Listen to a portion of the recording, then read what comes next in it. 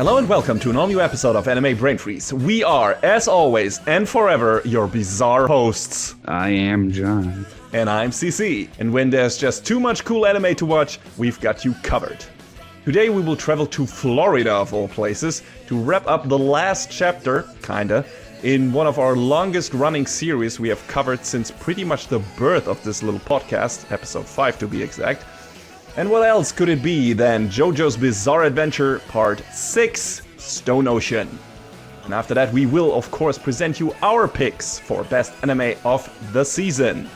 First things first though, let's fire off a couple of leftover mini reviews in the quick and the dead. So get ready to unleash your stand's full potential, feel free to accelerate the pod, but definitely don't pause it. We'll be right back.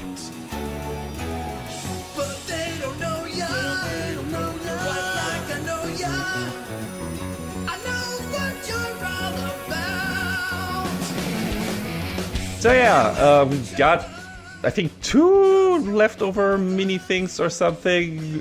John, I think you have one, I have one, so why don't you start us off?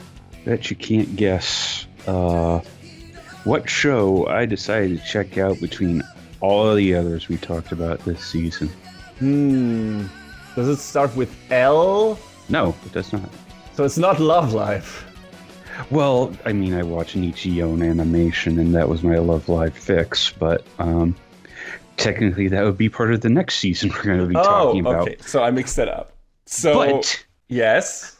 You were on the right thread because it deals with music. You might even say it rocks.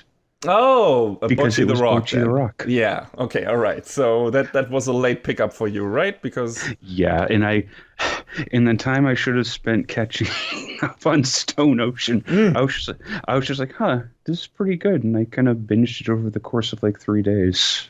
I know I'm gonna catch flack for this, or I probably would from certain people because like I'm just sort of like K-On! Is like whatever, but something about Bocchi the Rock was just infinitely more fun and entertaining to me. I think mostly because we get to see the growth of the band in the show and the characters like actually coming together with their inner, their own struggles. I don't know. I think it was the characterization in Bocchi that did it more for me than in K-On! Because, K-On! It's just, cute girls doing cute things. And in Bocchi, it's like Cloverworks just like, okay, we're going to go crazy.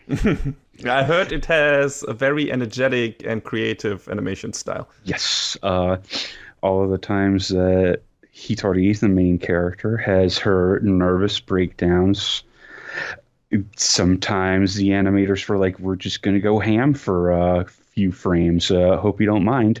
And it's one of those things where you see these things happening to her. It's like, you feel bad for her, but at the same time, it has that big, she's just like me for real energy, Yeah, I get it. Which is, was kind of the same with Watamote in parts. Yeah.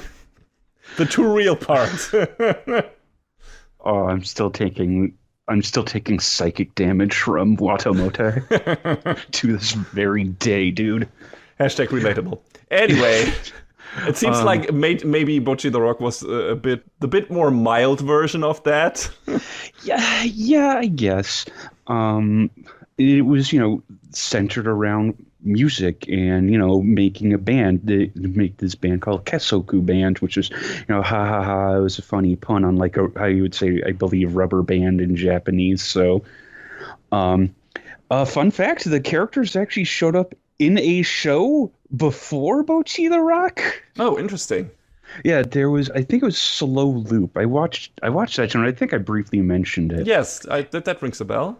And they showed up in there very briefly in one episode, and then to return the favor, Cloverworks had one of the characters in Bocchi have like little charms on her keychain that were of characters from Slow Loop. Interesting. So like a secret spin-off or something. Well, not quite. It's just, we did this thing and we're going to repay the favor in in this way that if you know, you know. I also didn't quite catch at first that this was a giant. What's the word I'm looking for? This was the author Aki Hamaji's way of saying, "Hey guys, I really love Asian Kung Fu Generation. Ah, who doesn't? Did you know? I'm not sure if you knew. The last names of all of the main characters, Goto, Ichichi, Yamada, and Kita, are the same as the last names of the members of it, of Asian Kung Fu Generation, and their birthdays are all just scrambled around numbers of the same people as well. So, and I learned about this. I was like, oh my, what? The important question then is, have the members of Asia Kung Fu Generation watched Bocchi the Rock and liked it? I hope so. Yeah. Because at the final episode, the song they perform during the credits is a cover of one of their songs. Yeah, it seems a bit like a love letter, so I really hope they appreciated that and weren't like dismissive about it or anything. Yeah, I can't remember what song it was, but a lot of the episode names also took from Aji Khan's song names, which was also really cool. And you know, I saw a video about this after the fact, watching it, and I was like, oh wow, no, they just went for it, and that's actually really cool. Mm-hmm. I initially was kind of like, you know, when I first saw this show, getting a lot of big press and whatnot. But the one thing that really did it for me is the scene that I showed you. Mm-hmm. Mm-hmm. The girls are practicing and doing their best, and they have one of the girls, Nichika. She works at a club called Starry with her sister, and they want to perform some music on stage. So her sister, you know, is like, yeah, okay, fine, I guess I'll let you play. And they go out there and they play a song, and they're like, they're not in sync. They're a little out of tune, and it's just like, oh boy, it's really just sort of painful to see. And Hitori is she's so frustrated by this. And that comes to bear in one of the sickest guitar solos I've ever heard and seen committed to an animation. It's so good. It's and that's what was like, I think I gotta watch this show. Sometimes it's just one scene where it's like, okay, all right. And the build up to that and the payoff is it's really strong. Yeah, it sounds like from a visual and from an emotional standpoint, it was really well pulled off. So they did a lot of cool stuff with like camera work. Like in that one scene, there's a shot where the camera is basically from Hitori's perspective, looking down at the guitar, and she, you know, strumming and hitting the frets in time with the music, which is wild. And then there's another one where it's like kind of like your classic one where it's like the camera is fixed to the head of the guitar and everything in the background is moving except for that. And it's like, dude, the crew at Cloverworks knew how to do some really cool shot composition for this show. But I believe they also had help from some other studios as well. I know Kinema Citrus was one of them. Troika had a little bit of help also from we've mentioned briefly Pine Jam and Snowdrop and a couple other shows, and Geno Studio had a little bit of a help in there too. So Cloverworks definitely called in a ton of favors to make this show look incredible.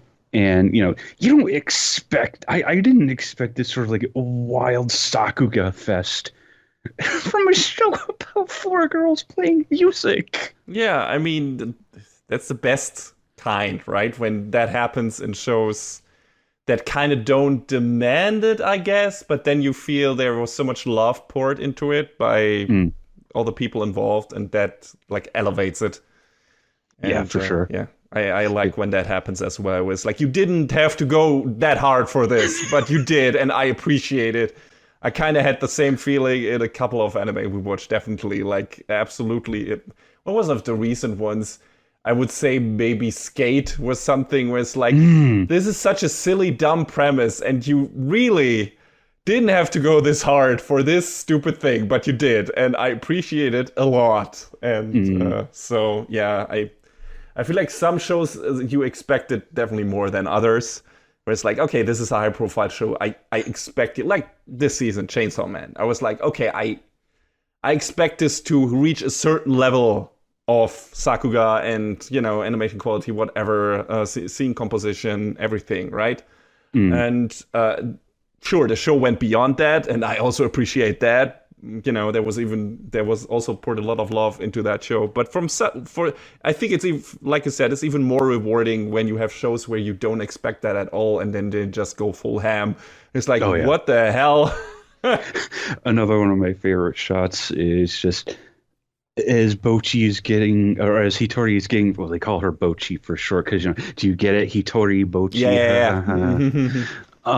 There's, the scene where she's having one of her moments, and the detail in the scene just keeps dropping out every few frames until we get to like untextured 3D models, and she gets flung across the room into a pile of just untextured boxes, and this is so specific. If you've ever used 3D modeling software, you can see like on the orthographic view, like the directions of like the Z and X axis, and that sort of spins around to show you how the camera is oriented. You see that in the corner of the screen moving as the camera moves. Mm-hmm.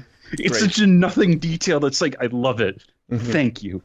Yes, you love to see it. Literally. Yeah.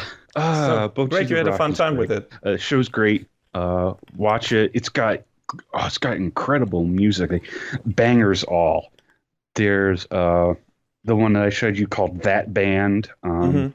So there was If I Could Become a Constellation, Guitar Loneliness, and Blue Planet. There's so many good songs in this show, and of course, you have a show about music, you better hope the music is great and it delivers. Yeah, absolutely. I mean, we've watched a couple of musical shows, I guess, you more than me. But I've watched Zombieland Saga, for example. We reviewed that. I don't know what else musical styled we've reviewed. What was the Carol Romance and Tuesday? show? Yes, Carol and Tuesday, right. That also had a lot of good songs. Expected from Shinichiro Watanabe. He has a knack for that, picking out good music for his shows and good musical artists. What else did we have? I think you had one... forgot what it's called. The one with the gay romance that had also Given. Yeah. That show was great too. Yeah, so I think there were a couple in our backlog where we're like, hey, this also sounds very good. So if you want that, check it out. So glad to hear that Bocchi the Rock is another one of those. That's it. Rock and Roll Morning Light Falls on You was the Aji Khan song they covered for the last episode. Mm-hmm. Cool. But yes, Bocchi the Rock is great. You all should check it out. It's I can't stop listening to the music. Great. But yes.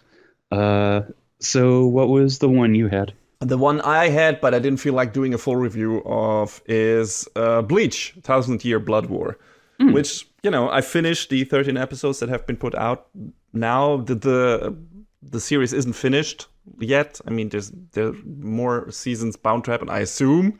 I don't know if anything has been said about the continuation, but the way this ends, it's even more of a cliffhanger than the previous thing. And it's like, okay, now that you started, you have to finish it. I don't know how many more episodes they need, because I haven't read the manga version of the arc. I haven't read the Bleach manga at all. And I heard the last one is pretty long, so maybe more. But I also am pretty sure that they streamlined a lot for the anime adaptation, as far as I heard. I heard also some people were not happy with that. A lot of things were apparently taken out, or like I said, streamlined. I don't know what all of that entails. If some battles were just outright taken out of the adaptation, or if they were if they were shortened or whatever, or some characters got cut out. No idea. I can only talk about the anime version. And what I saw in that, I liked a lot. I talked about this already in the sneak peek when I brought it up, but I thought this was a great reintroduction to all these characters that we haven't seen in a while. I mean, we've had a spin-off in the form of Burn the Witch, But none of the actual characters from Bleach were in that. It was just set in the same universe, only different town, whatever. So it was nice getting reacquainted with all the characters that we know. And the way they did it, it was just absolutely fan servicey. Like, you get, all of the characters, you get like 2 characters that you don't know, 2 Soul Reavers, Shinigamis, whatever. And they get attacked by hollows. And then our characters get introduced, you see all they're brandishing all their weapons, doing all their special attacks one after another and getting introduced, having like dynamic hero entries. And the music is playing that, that was the main theme of Bleach when it started and everything. And it was like, really, hey, we're back, boys. We're back in town. We're having a good time. The kids are all right. So, it was, I immediately was like, cheering, pumping fists in the air. It's like, yes, this is great. And, it doesn't really stop there because everything else was kind of upgraded. Like, Bleach it was a long-running shonen show, so it had its highs and lows in terms of animation quality. Pre-PRO shows always do that, right? Where there's like 90 episodes or something, or even more, and you have like 10 that look really good, and the rest is either middle of the road or maybe a bit below that, right? But this one had a much higher quality through line, whereas like it was a much more constant, high grade level of animation quality. And that showed, like, everything: the lighting, the shot, the scene composition, the animation quality itself had a lot more Sakuga moments, a lot more episodes in a row. Maybe that also can be attributed to this now being apparently adhering to a season model, right? And not having filler seasons in between or whatever, and having to constantly output. They're taking a break now, right? So maybe that gave the team a bit more time to work on individual episodes and keep the quality as high as possible. But it definitely shows. Like, it's a really visually upgraded version of Bleach in all aspects. And it's really fun. I also feel like Tate, I don't know, Kubo. I don't know how to pronounce. Tight? Yeah, it might be tight. Yeah, so Kubo is very, he has this very stylish graffiti street art aesthetic in his stuff, and is also a really, really good design guy when it comes to fashion. Like, all his characters look like they're dripping off the pages. But yeah, so that his particular aesthetic really is much more successfully conveyed in this adaptation. Like, you see it in the OP, in the flashbacks, at the beginning of some episodes, the title cards. You get a lot more high contrast stuff, some stuff being black and white, and then you get high contrast pink splashes of color and stuff like that, and some wild geometric shapes, whatever, title card compositions that look very abstract and stuff like that, but also very cool and modern street art, like I said. So it feels like it's going even more for the manga art than the old show did, and is not is not doing it as a standard shonen style anymore. Like, it's going places it wasn't willing to go before from an artwork standpoint, and I appreciate that a lot as well. It looked much more interesting than the old show, I would say. So yeah, that was cool. And yeah, the story is not bad either. It kind of picks up exactly where the previous arc stopped. It doesn't even ignore the shitty Fullbringer arc that nobody liked, I think. But it picks up immediately. They gave Ichigo a bullshit way to get back his Soul Reaper powers, right? Some kind of amulet. I forgot how it worked. It was in one of the previous arcs. He initially lost all of his powers, I think, when he bested Aizen, the big bad from most of the first run of Bleach. And then Kubo had to continue the story, and they were like, oh, well, my main character lost all of his powers. What do I do? So just give him roll back. Yeah, just found a way to bring it back. And I don't mind. I don't care. It's fun, him, being in full power again and whatever. And it immediately starts with a bang, and the Quincy's invading Soul Society, like under the leadership of their king, which wasn't really spoken of, I think, before, and apparently was trapped or killed before, or that's what is brought up in this arc, but whatever. And also, previously it was said all the Quincy's were killed, like Ishida Uryu was supposed to be the last one, and now it turns out, no, they're still alive, or some of them are, and we don't really know why, because they're supposed to were supposed to be killed in a massacre in a war between Soul Society and the Quincy's. So yeah, that's what most of this first season like revolves around, like the mystery. Oh, where do the Quincy's come from? And them just invading Soul Society and killing fucking everyone. Like, this show is not, like, this season is not holding back on the human casualty. Soul Society casualties. I guess human casualties, yes. Anyway, and that part. Like, a lot of well-known characters seem to be getting killed off. At least one of them. Of the others, I'm not so sure, but they might bring them back later and do some bullshit retcon, whatever. But at least one of them is definitely dead.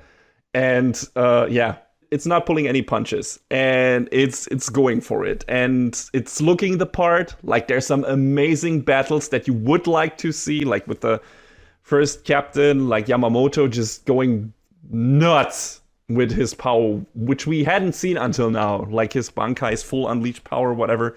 I don't think, at least, we have seen this.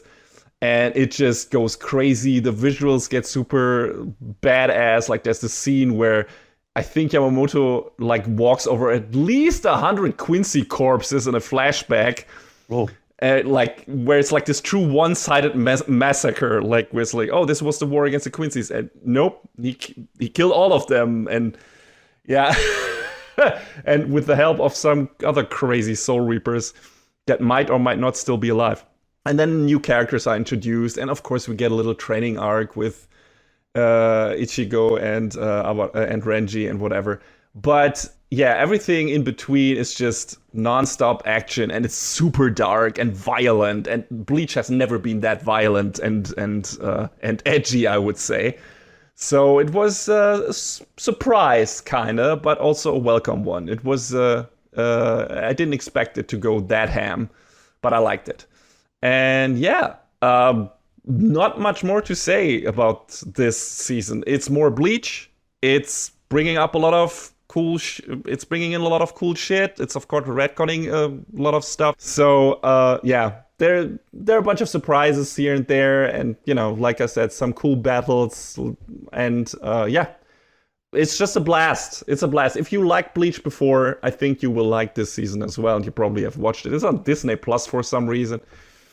Yeah, that's I mean, places. Yeah, it's weird. And I have Disney Plus, so I am technically supporting the show, but I also watched fan subs of it because I didn't want to stream it. I wanted to watch it in better quality. Also, the subs on Disney Plus suck ass. They're really bad. Just like a lot of the Netflix subs, whatever. So I was like, they're probably gonna have more fun with the fan sub version, but the fan subbers definitely weren't equipped to handle so much German in a Japanese show. Because if you don't know, a lot of the Quincy stuff is German. Like the super attacks, their different forms, whatever, some of their names.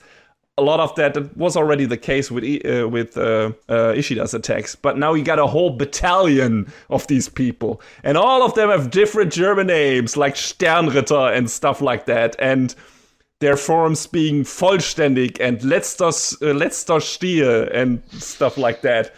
And the fan subbers, they, no native speakers there, I think, because I don't think I've seen many accurate translations of the Quincy moves in this season so far. It's funny, though. Like, I wonder if the official subs fare better, but I kind of doubt it. Like, there's this one guy from the Quincy's called Ebern, and the German he uses, like, when attacking Ichigo in the first episode, made me laugh out loud. Like, the subbers definitely had no idea what he was saying, and neither did I. Let me just make this clear. I'm a native speaker, and he was saying things that was like, what is this? I have no idea what that guy is saying. We all know English, But what would one call the Japanese, well, you tried version of German? Deutsch? Gelman? With a J and an L? No idea, but it's great. Like, I enjoyed it a lot. It was really funny, always trying to decipher what the characters actually were trying to say. And what kind of German word they were trying to use. So I wonder if Japanese people feel the same when I try to talk Japanese. But it was really interesting. You were like, yeah, you definitely tried, but I have like 50% of the time I have no idea what you were trying to say. So yeah, good times. It was a really fun side bit in this season that wasn't as prevalent in the show before because it was only one character that used that. So not as many crazy moves with crazy German names. But anyway, yeah, had a fun time. Can recommend it, absolutely. Some surprises for existing characters, some new characters, and crazy slaughterhouse run of episodes, actually. So, yeah, if you like Bleach, give this a go. Absolutely don't skip on this. And I hope the next seasons are going to be just as fun and just as high quality. I expect them to be.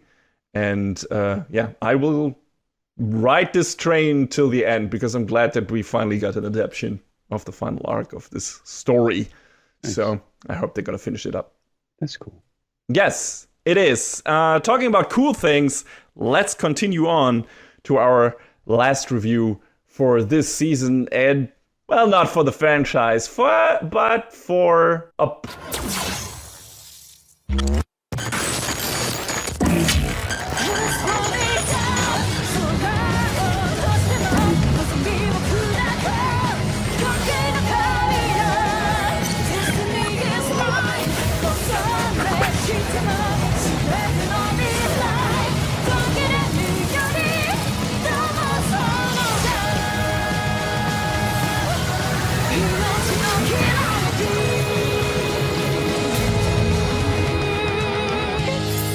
All right, yeah, time for JoJo's Bizarre Adventure Part 6, Stone Ocean, which is kinda not really the end of the Joestar saga, I guess, because as far as I know, after this, we're getting a new setup with an alternate universe thing, and given how this ends, that might make more sense than what it sounds like right now. So who knows? We'll see. We'll see if Steel Ball Run rolls around. But for now, this is kind of the culmination of everything that came before it in terms of, hey, we are starting with Jonathan and Dio, and, then we move over to Joseph, and then Jotaro, and Jotaro has another clash with Dio, and this is Dio is kind of part of the picture again in this, which I actually didn't know. I mean, I hadn't read up anything in regards to Stone Ocean. I wanted to go into this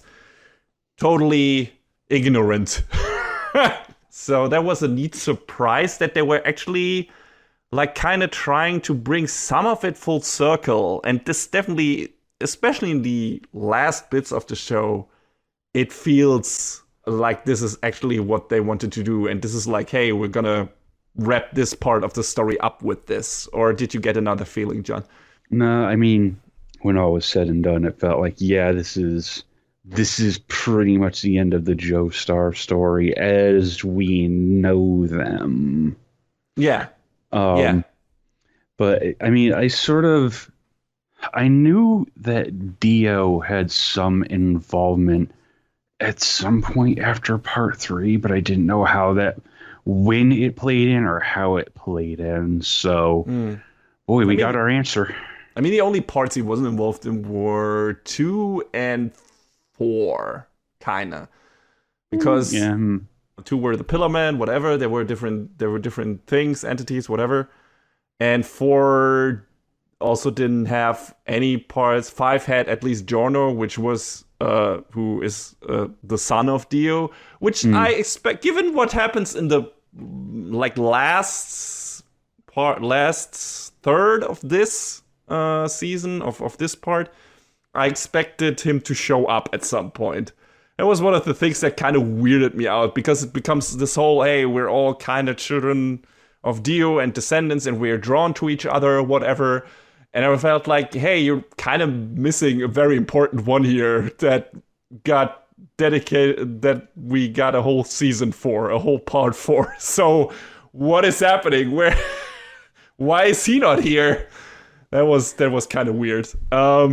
So yeah, I don't know why they didn't bring him in, because at least that is something they always did in consecutive following parts of JoJo's. They always brought something back from the previous part. Like in 2, of course, you always had the different people in the Joestar line, kind of, or Dio line, in case of Giorno. But you also had characters like moving over. Zeppeli had a short appearance in part 2, right? And, his son, Caesar, or grandson, I don't remember anymore. Yes. You had that. Then in part 3, of course, Joseph was still around. Dio came back. In part 4, you had Joseph and Jotaro show up at some point. And in part 5, you had Koichi show up at the very beginning and Polnareff at the very end. So yeah, there was always, something that was connecting the following parts to the previous ones in one way or another. Some more than others. I would say maybe 2 was the least connected to the other parts, because it felt kind of like the Joseph side adventure. Then again, I think the Stone Mask was the Pillar Men were the origin of the Stone Mask, right? I believe so. Yeah, so it felt like a kind of semi prequel even. So yeah, but there was always a connection between. They were always their own story, but there was a connection to the previous parts. And this one feels like another one where it's like, hey, okay, we're telling our own stories with a new set of characters, but even more so than with some of the others, we're definitely doing a lot of callbacks to the previous seasons, bringing some characters in from the previous parts, and also wrapping this up in a way where it's like, hey, remember all of this, and this is where all this came from. And then, yeah, trying to bring this all to a kind of satisfying close. Yeah, so what's the setup for this season, for this part? It's about Jotaro's daughter, Jeline. So the first female protagonist, a main female protagonist of JoJo's Bizarre Adventure. Mm-hmm. And she gets fucked over by a dipshit lover and his lawyer, or her lawyer. Especially the lawyer. Yeah, and she gets sentenced to 15 years in the fictional Green Dolphin Street Prison in Florida, in Port Lucie, to be exact. And because it's surrounded by water, the prison has the nickname The Aquarium.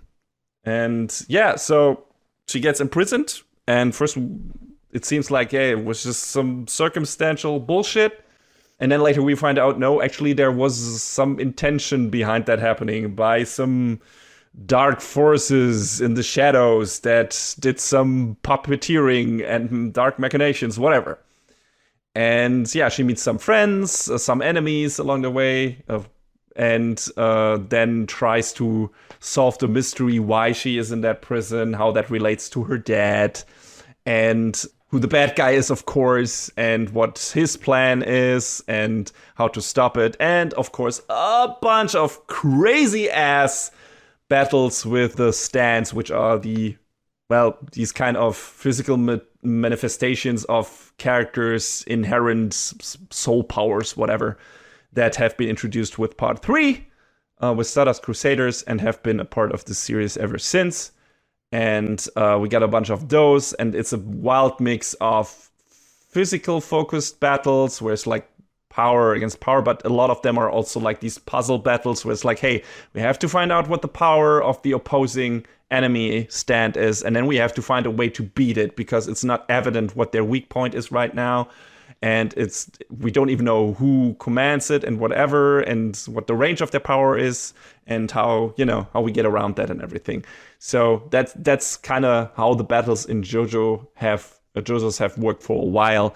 And I would say this season has some of the wildest shit that we've ever seen in this franchise. I don't know if you disagree, John, but some of the stands in Stone Ocean are just insane. Yes. Absolutely bonkers. Like, there's some They're stuff. so hyper specific. Yes, they're so like, how, Araki? You are the king of pulling shit out of your ass. I know that. But how did you even come up with how these things look, how these things work, and what their powers actually do, and what the limits of these powers are? How do you justify that they do certain things while they don't do other things, and still, at least, let's say 50% of the time, let it make a bit of sense? Which is wild to me. That's the wildest shit that at some points in the show I was still like, yeah, that makes sense. While I should have been the entire time like, why did that happen right now? Why? But, you know, that's the magic of JoJo's. Like, it pulls you in with all its nonsense, and then it sets up all these weird rules, and at some points you're just like, yeah, okay, I get it. I mean, according to what you said earlier, this kind of makes sense. What you said earlier already kind of didn't make sense, but now, if we adhere to those rules that you set up, this kind of makes sense. So, it's ridiculous. It's ridiculous. Like, I don't think there's so many weird ass stands in this. Like, one of them is even one of the main characters, which is also one of the interesting things, one of the more interesting things in this season, I would say. I don't know if we've had this before, but I feel like we have more self-aware stands in this season, or we get self-aware stands, which I don't think we've had before. All of them before seemed like, hey, these are these physical manifestations of the, like I said, of the inherent, of the soul of the character, and have like these special powers. But they are always doing what the user commands them to do. And they don't really have their own mind or whatever. To an extent, they might, by reflex or whatever, protect their user and act a bit on their own in some parts without the user actually being aware. We had some of those, but not these stands actually talking for themselves, which we get in the season, I think. Yeah, I don't remember stands being quite as autonomous as they had been in the past. Yeah, we have some of the... There's 2 or 3 in particular. Yeah, exactly. We have like the ones that come to mind for me, of course, the big bad guy, Whitesnake. Sorry, I should preface this by saying this is a full spoiler review, people, because even though each part of JoJo's is kind of its own thing, it is a continued series and a continued franchise. So we're going to treat it like a continued season review, and those are full spoilers. So starting from here on out, everything is fair game, so don't complain if we give stuff away, because we will. So yeah, one of the ones that come to mind is Whitesnake, which is the big bad guys, like the main bad guys' first stand. Because he also like changes stance like 2 times. Like he has 3 stands as a whole, like it evolves. But the first one is Whitesnake, and that one kind of appears first before we even see its user. They do a bit of a mystery thing in the beginning where it's like, oh, who's actually commanding Whitesnake? And every time we see Whitesnake, it talks, and then we're like, oh, that's just the user talking through his or her stand. But once they actually are on the same screen, we actually see that sometimes Whitesnake is talking, and sometimes the bad guy, Enrico Pucci, the preacher of the prison, as it turns out, is talking separately sometimes. Sometimes they're talking to each other. So that was like, oh, this is new. This is interesting. So I don't know. I don't know if they ever say why that is the case for Whitesnake, if it works differently. And later we get that with another one of the henchmen that Pucci employs, which is a Versus. Like his stand, Underworld, also is talking by itself sometimes. So, and of course... I forgot that with Underworld, actually. Yeah, Underworld does this. And of course, I guess the most important and prevalent one, but that's, again, a specific case, is one of our first 3 main characters of one of the part of our main trio, and that is Foo Fighters, FF. And I'm not sure how to separate it there, because I think FF is kind of a stand come to life, but also the part that controls the intelligence is the plankton. Foo Fighters, That's what we mean when it says some things are getting really crazy in this season. Foo Fighters is not a human being. It's a plankton that got imbued with a human intelligence and also a stand, and thus it, was able to adopt the human form, or is able to adopt a human form later on. First they fight it is an enemy, but then it joins the gang and becomes a friend of the other two main characters, Jolene and Hermes, which is another lady that she meets and becomes friends with quickly in the prison. And yeah, Foo Fighters is the last of the three, and she is technically a stand, but also technically plankton for some reason. And yeah, so that was also a weird thing where it wasn't so clear about where the stand ends here and its consciousness and the plankton's consciousness start.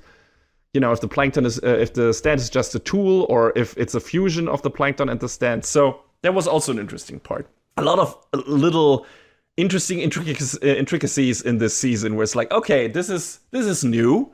We haven't seen this kind of shit before with the stands and how they work and stuff like that. And then, of course, we have a bunch of different battles that go extra wild, where people are trapped in illusions of some way and have to find their way out of it. And some stuff that happens to their body and shit like that. And some of the stance parts, again, like very physical based, like Jolene can basically unravel her body and her stance body into a bunch of threads and can do kind of everything with it.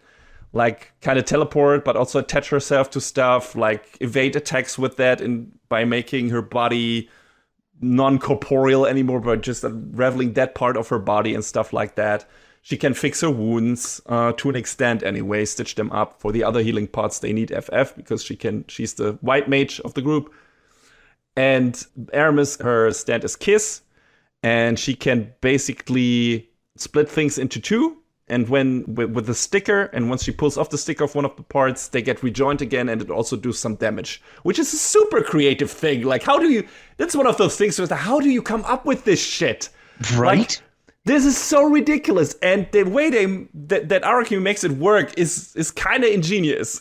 It's like, how do you incorporate this kind of weird as specific, as you said, John, superpower into battles and make it make sense and work? And not only one battle, like she's part of a bunch of different battles, like up to the very end, and does very important shit with it. Like, it's a good power. It is much more applicable than you might think, and like saves the bacon of the characters a lot of times. So that's super cool. It's not only like what we had in previous season. Hey, this character can punch super hard and is super fast. Star Platinum. Nope. It's like you get these weird ass powers that you hear the description of their power, like, wow, this sounds super weak and lame, and then you see them in action, and you're like, okay, wow, all right, it's crazy, And then you get a character like Weather Report, who can control the weather, but also not just the weather, just everything that has kind of relation to weather and atmosphere and elements and stuff like that, which is a more straightforward power, I guess. But another character, Anasui, they both join the team later on. His stand can dive. That's why it's called Diver Down.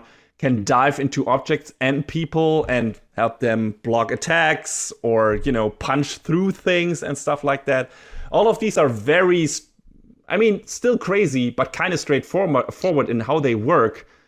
But you also have a bunch of other just weird ass powers, like I said, illusion based. Then there's a stand power that lets all the fictional characters come to life, and then our characters have to find out ways of the stories that these characters come from, because if the stories end, they will get killed because they become part of the story that dies, that ends. Like, honestly, it's so weird, dude. It's so fucking weird. Like, there's a bunch of, like, even more so than the previous seasons had a bunch of weird shit. Like, no one knows how King Crimson works, right? That's the joke, that's the meme.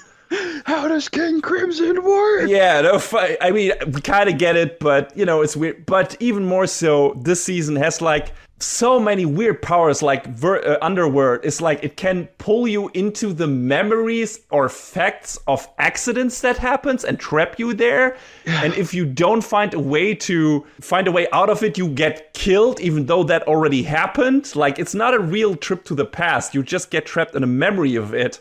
And the memory has a physical effect on your body. So, weird ass shit. Weird as fucking shit. Like, there's this great moment where Jolene and Hermes are trapped in power set in Underworld's memory shit. And one of the characters that they developed a relationship with, Emporio, which is this little kid that was born in the prison and kind of trapped and running around like a little ghost, hiding in a special room that he could conjure, or that he found that was kind of separate from everything. And also Emporio can store things in his body. That's his stand power, or his power anyway. I don't even know if he has a stand. But yeah, so he's on the outside and has a cell phone. And Jolene is calling Emporio on it. And it's like, yo, I fell in a hole in the hospital. And Hermes is on a passenger plane. And I'm on a fighter jet. And we're both going to crash. Please send help. Okay, thanks, bye. And he's just like, what? That is the appropriate response to that call. Let me just... You blame him? Not at all. I was like, I got you, my man. I totally get it. And he still manages to help them. Let's not forget that. He is the MVP here. And it's just every second episode is full with that kind of crazy bullshit. And it's lovely. I love it. I love that the show went even more bullshitty than the previous parts, where it's like, okay, how can we top the nonsense that we had in the previous season? Let's just put some weird shit with snails in here and weather report. Yeah. A character can summon meteors from space. Yeah. That get attracted to him. So if someone is in the path of the meteor, then they get ripped apart, but the meteor burns up right before it hits its stand users, so they don't get hurt. Like these weird as fucking shits. And then one character that can control zombies, kinda, or memories of previous alive beings that get super angry when they're dead, and they can command them. There's so much weird shit in this. And they're also invisible. Let's not forget that. They're not just zombies, they're invisible zombies. Talk about fucking scary. Holy shit. Stone Ocean is a lot. Stone Ocean is a fucking lot. So, how does with all this crazy nonsense, how does the story pan out? Like, does it feel relatable? Does it feel like there's a through line through it? I thought so. I think this is kind of, when it comes down to it, a pretty straightforward story, weirdly enough. First, it's about Jolene getting in prison and then trying to find out who the bad guy is. We find out who the bad guy is. There's a bunch of battle. It just feels like a longer thing than it is because there's so much fighting in between, right? Mm. Like every episode is a new fight. There's not that much actual story development. A lot of the episodes, like if you count it down to actual plot happening, and not just characters coming across a new trap set by Whitesnake / Bocchi. Like the first half, if it's just plot, it would be downsized to like 5 episodes or something. At max, I would say. There's not that much happening. It's just Jolene getting prison, meeting some characters, making some friends, making some enemies. And then Joestar getting robbed of his memory and his powers. And this becomes a rescue mission, kinda, of Jolene trying to get these discs back, which is Whitesnake's power. Like, he can extract discs from people, 2 discs for each person. One contains their memories, one contains their stand power. And then he can give that to other people if he wants. And this is kind of how they get around hey, we don't want to find ways to let every person come in contact with the spear thing that we brought up in part 4. It's fine. So, don't worry about it. yeah, so we're just like, no, hey, Whitesnake is giving him all their stand powers. He has collected them at some point when he traveled the world with Dio, because he and Dio were friends. And yeah, so that's maybe more than friends. yeah, that was also really interesting. There were some not so subtle visual cues that they might have been lovers. But yeah, so that's what happens. It's like, hey, Jotaro gets robbed of his memories and his stand power, and it gets brought into the Speedwagon's medical facilities. And Jolene is trying to find out who the user of Whitesnake is and tries to get the discs back to save her father. Because he's in a coma at that point. And then once they have uncovered that, it's more about, hey, what is Pucci doing? Why is he doing what he's doing? And it becomes clear that, hey, he is a friend of Dio's, and Dio kind of gave him this idea about heaven and how to get there. Where it's like, hey, if you do a certain thing, then you might reach beyond current human potential or whatever. Dio was convinced that it was possible to reach the place where all souls travel to achieve their ultimate form, deeming that to be heaven. And Pucci kind of wants to reach that, having his own reasons, which we learn pretty late in the show, and which are not bad. It turns out he is pretty much grief-stricken from having caused the death of his sister, and that is a pretty basic but also pretty solid reason to go insane and seeking out Dio to find a way to reach heaven or remake the world or whatever. Of course, the biggest motivation for a holy man to go batshit would be a crisis of faith, which this kind of is. It's like, is this all destiny? Did my choices cause that? Oh no, if it isn't the consequences of my actions, Pucci. Yeah. I mean, this whole arc is kind of all about destiny. Like, are our paths in life the result of our choices, or is it fate spinning a yarn? Like, our main character's stand being made up of literal threats plays into that. Like, the whole thing with Joestar and Dio's descendants being drawn to each other, people ending up in certain places and dying or surviving. I assume Pucci is the personification of the one view, aka fate/destiny, and Jolene is the other one, like choices. At least that it seems like that's what it turns out to be at the end. And it at least makes sense that Pucci would resort to cling to the thought of his life going down the drain being a result of fate, rather than taking the responsibility for his decisions and actions, which actually led to this and to his sister dying and everything. And he can't bear it. Like, Florida man went insane and tried to get to heaven via Cape Canaveral. There's a headline for you. There it is. You got to it. But yeah, so it kind of makes sense. It's like, okay, I get the motivation of Pucci here. It's just he couldn't deal with it and tried to find reason in life. And Dio came into his life before all that shit happened, so he recalled him at that point. It was like, hey, that weird dude might have a solution for all of my pains and give me a new meaning in life after I fucked all of this up royally, which I don't want to admit to myself. So this is the path I'm taking without any regrets, quote unquote. So this is what led to all of this, because he needed Jotaro's memories to unlock the instructions for reaching heaven. Because Jotaro is the only one that read Dio's notebook, then burned it. And so that's how Pucci wanted to get to him. He cocked up a scheme to imprison Jolene. He knew Jotaro would come to save her. And once Jotaro was in a closed-off vicinity, that being the prison, which Pucci controlled, he found a way or had constructed a plan to rob Jotaro of his memories. And yeah, he did that. He does that. He succeeds in that plan. And then it is off to trying to create the things necessary for heaven. And that is a bunch of kind of like treasure hunt things, like MacGuffin things. Okay, so now we need to have this bone, and from that bone, with some human sacrifices of sinners, because they apparently have very strong soul power, whatever, we're gonna create this weird plant thing, the green baby, the big green, little green, whatever. And all right, Team 4-star, chill out. John, a lot of the battles in this show, in this season, run on Namek minutes, so let's not kid ourselves.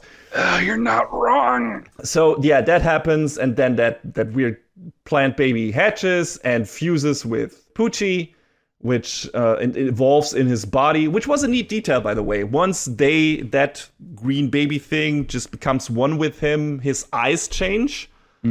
For at least until it has fully evolved into Sea Moon, which becomes his new stand for 1 or 2 episodes. I was going to say, Poochie's hair also changes briefly. I mean, it changes. The hair changes from that moment on and stays the same, I think. But his eyes change back once he goes to his last stand, once all conditions have been met, and he transforms into his ultimate form, whatever.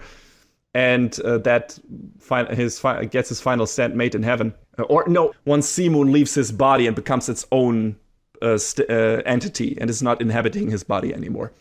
Then his eyes change back to the normal one. His hair stays the same. He has, like, starting from when it fuses with it, he has like a star on his head, which kind of symbolizes his connection to Dio, I would say, which makes sense. But that also stays the same until the end. I liked his design. I don't know if we talk about design that much in JoJo's shows, but it's one of the big things because the design of the characters are so outlandish and like high fashion shit.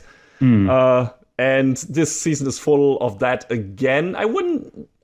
Don't know if it's necessarily as crazy as we got in Golden Wind, but some parts definitely are. Like Anasui comes to mind. Jolene definitely. Jotaro has a new outfit, of course he does. He does in every part that he appears in.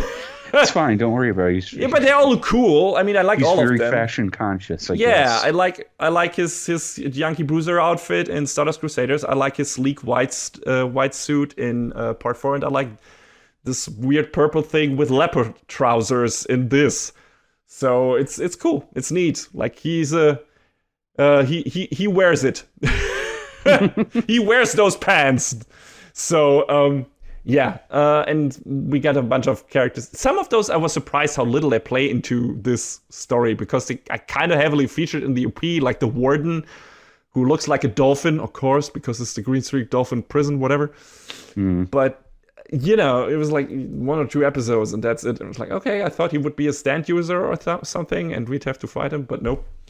But yeah, the designs are cool. I like them a lot. I don't know who your favorite was in terms of looks and in terms of what the coolest stand design-wise. There are so many. There were so many crazy things. There's a lot. Yeah. I mean, I kind of like Poochie just because he's very imposing. Yes, absolutely. Like you look at him and you immediately know. Yeah, I also like that he is, unlike some of the previous bad guys, his stand is not that physically powerful. Like once it comes to real hand-to-hand combat, it doesn't surprise, his opponent. When he does like a backstabbing attack or something, he definitely can do a lot of damage, which is a great episode. Like the episode where we lose, spoilers, one of our main characters, FF, which was very sad because I liked her a lot. I think she was one of my favorites. Yeah, mine absolutely. She is definitely one of the absolutely best parts in this season. Like, she's so much fun. And she has some of the coolest battles, and she is endearing and everything, and I loved her. And I would have loved for her to stay until the end.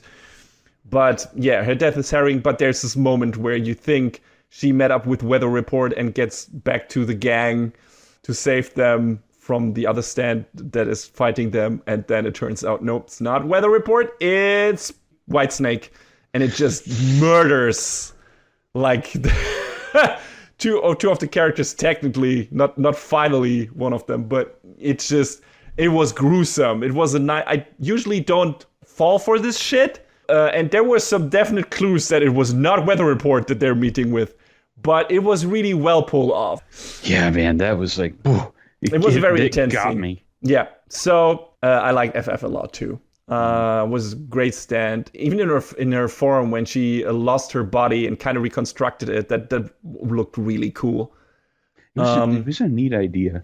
Yeah, absolutely. Just the idea of like having the swarm intelligence that forms the human body and then attaches to herself and becomes friends with the others. I like that a lot. She was super sympathetic character. Jolene's super sympathetic as well. I don't think that Stonefree is like even close to being my favorite main stand, probably the least favorite. I liked all of the other designs kind of more. Yeah, it's kind of... I mean, his powers are cool. Like, the thread thing is really creative, and the way it's applied and everything is really neat. But design-wise, it's just, I thought, Golden Experience. Yeah, I like that. Of course, I like Star Platinum. That's kick-ass looking stand. And I also liked whatever the name of the stand of Joestar was, which I have forgotten.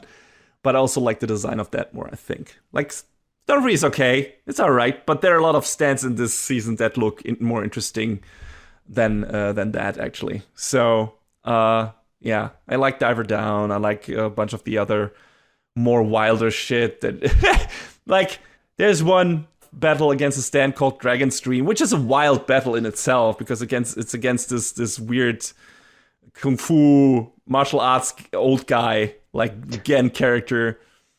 But the stand power is super weird. Like, I don't quite get what it does. Like, it causes bad fortune, I guess. But what I love most is that the stand was kind of neutral. Yeah, and it wasn't really on his master's side or that of FF. It's kind of giving clues to FF. Your luck will be worse if you stand here, and then whelp. It keeps happening. It's like, I'm just stating what's gonna happen. Like, I don't care about you or the other person. It's just like, here, just leave me alone. And Sports Max stand was Limp Bizkit, right? Of all the things, Limp Bizkit. That's a zombie power stand, right? Yeah. Yes. So yeah, that we mentioned that before. That was interesting. And yeah, then you got downright creepy and disgusting things like Yo-Yo Ma, which, like, what? Why would you not immediately annihilate that creepy fucker? Let alone trust him enough to go on a boat trip with him. It's fine. It's fine. Yo-Yo Ma will drive the boat for us. Just don't turn your back on him. Mm-hmm. Yeah. Creepy shit. Funny thing, did you know that Limp Bizkit's name in JoJo's Bizarre Adventure Eyes of Heaven is Flaccid Pancake? Why does that feel so appropriate? Oh, damn. I have to remember that every time someone brings up the rolling, that Flaccid Pancake. Holy shit. That's what I feel like on Monday mornings. Hey-o. Wow. Anyway, speaking of music, I like the Jolene version of the Joestar theme a lot, which we heard in this season, of course. It feels like more high string fly than a nice variation on Jotaro's theme. Someone pointed out that it's kind of a variation on Trader's Requiem from Part 5. Yes. Which I didn't notice at first, but then when I'm listening to them, back to back, I'm like, oh no, yeah, there's the same leitmotif in there. There's your $5 word for this podcast. Yeah. They combined both. Like this the thing that they had in season 3 that always was brought up when Jotaro like punched shit with Star Platinum, the thing with the yeah. And then when that was part of the theme, but also what you said, what was from Part 5. Like, it was a nice combination of both, because I guess they also were like, again, hey, we're bringing it back to Dio and its descendants, which is part of Part 5 because of Giorno. But also, having the Joestar stuff in there, which, yeah, I liked it a lot. I thought it was great. I also liked the OP, both of them, a lot. Like, the first one is a banger, absolutely. It's so much fun. And then for the last 10 episodes or something, they switch over from Stone Ocean to Heaven's Falling Down, which feels like an appropriately kind of more epic power ballad thing to, ring in the finale. And I like that a lot as well. I thought it was fun. The OP design, again, handled by Kamikaze Doga. Oh, Kamikaze. Yeah. Usually not a fan of this style of CG, but they do so much good stuff in terms with framing it and editing and everything in the JoJo's OPs that it just works, and it's so colorful and it's splashy, and there's so much cool references that in the beginning don't make a lick of sense when you see the OP for the first time. But the more episodes you watch, like, oh, that's why there are frogs falling down. That's why there's a pigeon with a disc in its beak. That's why there's weird plankton just jumping out of the water. Yeah. You know, some weird stickers flying everywhere and shit like that. So, yeah, they did a lot of good work in the first, in both OPs. And of course, we get our patented last episode intersplicer thing in the second OP, where it's like, hey, now time is accelerated, not stopped. I don't know if that's the laziest thing Araki has done in terms of final boss stance, where it's like, no, it's not stopping time, guys. It's not the world again. It's accelerating time. It's like, all right. Well, I mean, all of the other quote unquote last bosses have had time powers too, and it was the one that hadn't been done. I guess, yeah, it makes sense. And I feel like it's cool how they apply it when it comes to, you know, the crazy shit that happens at the very end, where it's like, hey, time gets accelerated so fast that we move basically to the end of time, and then the new universe is started. And that's actually where Pucci, I guess, wanted to go, to a universe where all fates of all humans could be foreseen and no surprises anymore, and you could be content. So no surprises of you making shitty decisions that kill your sister, get it? And but that didn't pan out. Whoops. So yeah, let me think. I mean, I wouldn't say it was the most satisfying beatdown of a final boss. It was alright, but I feel like what we got with Diavolo in part 5 was probably the most gruesome, most satisfying death, aside from, you know, Dio just getting punched into oblivion in Stardust Crusaders and exploding. And the funniest one, of course, was Kira in part 4. It's just the funniest character death in all of JoJo. It's just like, I'm going to be the winner. Backed over by an ambulance. Yes, killed by ambulance-kun. Maybe he got reincarnated in another world. We'll see. But yeah, no, this was like, okay, yeah, he gets punched back into another universe, whatever, and then becomes an ant? Maybe? Yeah. I don't... Not clear, but... was unclear, yeah. So, whatever. But I did like Pucci's last freak out, because he was losing his mind. He was pleading. It was like, don't kill me, like a little bitch. Like the tiniest of bitches. He was so scared and pleading for his life. I mean, that is satisfying in his own way, I guess, especially Emporio, like the least powerful character in the show, delivering that final blow. I guess, yeah, that's cool. That's really cool. Like how they turned that around, because Emporio's the only one left at the end, because he got pulled into the new universe. Everyone dies, which is also a first, I guess. Like all our main characters die in the final battle, and, you know, he is the only one with like not battle power, aside from him being able to pull out a gun on occasion on a secret storage room, which is super funny when he does that at some point and he just yells gunshot instead of, you know, his stand power. He just said gunshot and shoots his gun. It's fine, don't worry about it. It's great. But, you know, aside from that, he doesn't really have any battle powers. But, you know, then Jolene did some last minute trickery, and actually by accident, or, you know, machination of Emporio, Pucci actually gives him a power. The most power, the dangerous powers he could give him, that of his twin brother, Weather Report, which, was a fun thing. I guess it felt like an appropriate comeuppance, but I still feel like being trapped in an infinite minute and being killed over and over again, which I think, if I remember correctly, is what happens to Diavolo, was kind of more cool and felt more, wow, okay, you made your bed and now you lie in it, motherfucker. So, yeah, so I like that a bit more. But yeah, I guess it was still an appropriate end to Pucci. I mean, it was nice and decisive.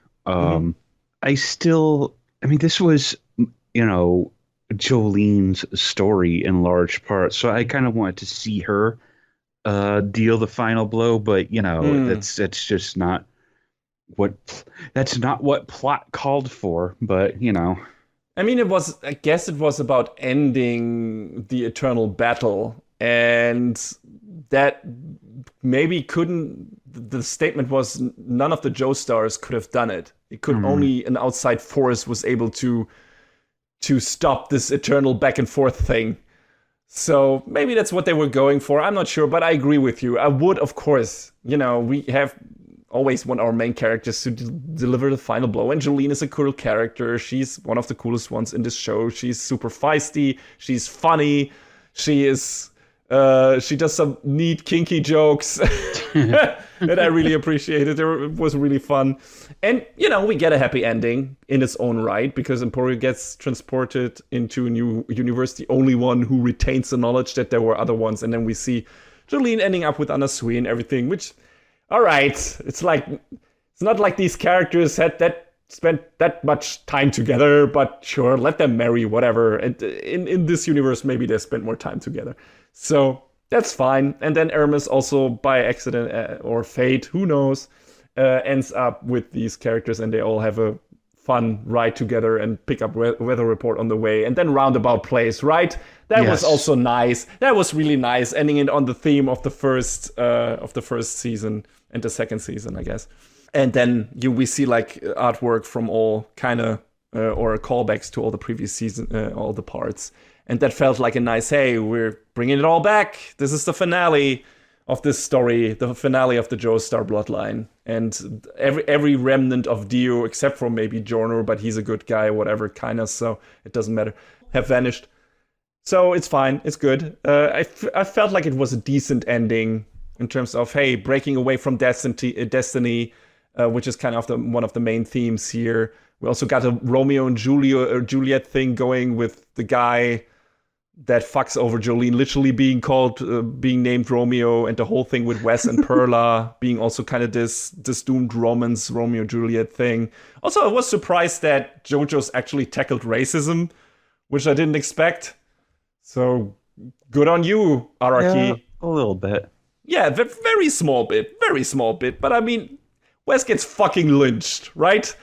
Like, he gets hanged because his mother married a black dude or whatever. So that is pretty obvious. I get it. So I'm glad, quote unquote, that they kind of dared to bring something like that in. It was like, hey, this shit exists in that country. That was neat. And yeah, that all these kind of, the themes, like I said, destiny and breaking the mold and making choices and changing your path with that. It kind of fits that Emporio was the one who got imbued with the power to do that ultimately, even though it wasn't one of our Joestar characters who actually pulled that off. Kind of giving it over to the next generation, however you want to interpret it. But it kind of worked for me. Again, yeah, I agree with you. I would have liked Jolene to deliver the final blow because she's the main character, and it was her story and her motivation saving her dad. But Emporio was part of a lot of it and helping her out a lot and everything. So it didn't feel too ham-fisted that he was in there. I felt it was more ham-fisted, like that she got so upset over Weather Report dying. It's like, woman, you spent like, what, 2 episodes with that character? At max or something? Or we didn't see some, but the other parts you spent in that weird room or on this in the sick bay. So I don't know why you are so upset. For FF, I get it, because they actually were friends and spent a lot of time with together and saved each other's bacon. But Weather Report, she had like one battle where he supported her, and that was kind of it. I mean, I guess that he was kind of there helping all along, regardless of whether or not they were both on screen together. Yeah, but I don't know. I mean, I get what you're saying, though.